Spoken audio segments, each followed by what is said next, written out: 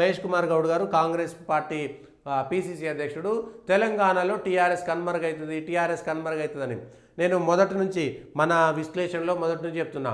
కేసీఆర్ బాటలోనే టీఆర్ఎస్ నడుస్తుంది, కేసీఆర్ వ్యవహార శైలిలోనే కాంగ్రెస్ పార్టీ నడుస్తుంది, టీఆర్ఎస్ వ్యవహార శైలిలోనే రేవంత్ రెడ్డి గారి శైలి నడుస్తున్నది. టీఆర్ఎస్ మాట్లాడినటువంటి మాటలే ఇవాళ కాంగ్రెస్ మాట్లాడుతుంది. ఆ నాయకుల ప్రవర్తన లాగానే మీ నాయకుల ప్రవర్తన ఉన్నది. ఎక్కడ గందరగోళం ఉన్నది, కనీసం అక్కడ ఆయన నియంతృత్వంగానైనా సరే అంతా ఆయన చేతిలో పెట్టుకున్నాడు. కానీ కాంగ్రెస్ పార్టీ వ్యవహార శైలిలో, ప్రభుత్వ వ్యవహార శైలిలో పూర్తి స్థాయి గందరగోళమే కనబడుతున్నది. మహేష్ కుమార్ గౌడ్ గారు మాట్లాడుతూ టీఆర్ఎస్ కనుమరుగవుతుంది.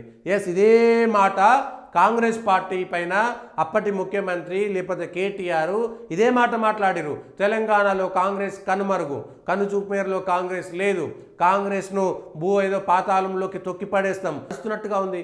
అదే బాటలో వెళ్తున్నారు. ఇలా